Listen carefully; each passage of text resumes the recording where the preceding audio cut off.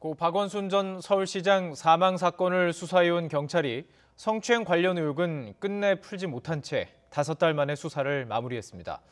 피해자 측은 충분한 증거 자료를 제출했음에도 경찰이 확인된 사실조차 명확하게 밝히지 않았다면서 유감의 뜻을 나타냈습니다.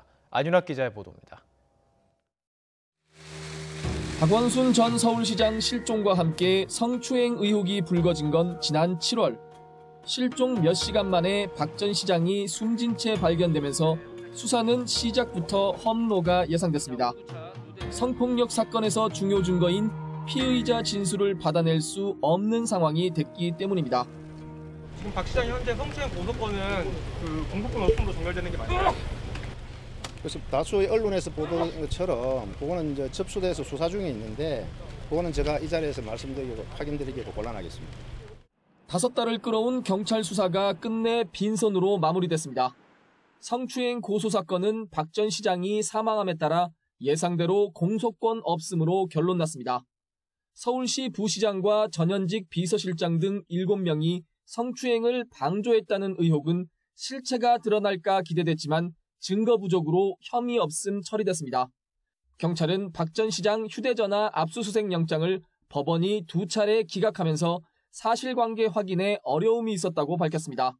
피해자 측은 유감의 뜻을 밝혔습니다.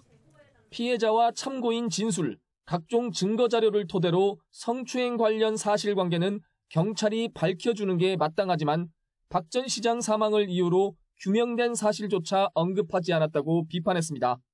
반면 박 전 시장 측근인 오성규 전 비서실장은 피해자로부터 성폭력 사실을 호소받은 적이 없고 전보 요청을 묵살한 적도 없다며 불기소는 당연한 결론이라고 반박했습니다. 경찰이 박 전 시장 의혹을 끝내 풀지 못하면서 직권조사에 나섰던 국가인권위원회 조사 결과와 발표 시기에 관심이 쏠리고 있습니다. 지난 8월 시작한 인권위 직권조사단은 피해자와 관계인 조사, 현장 조사 등을 완료하고 최근까지 보고서를 작성해온 것으로 알려졌습니다. 지금 예상하는 거는 12월 말 정도까지 저희가 해보려고 하고 있습니다. 현재 진행 속도대로 가고 있습니다. 인권위 조사 결과는 사회적으로 미칠 영향이 적지 않은 만큼 면밀한 심의를 거친 뒤 내년 1월쯤 공개될 것이라는 전망이 나옵니다. YTN 안윤학입니다.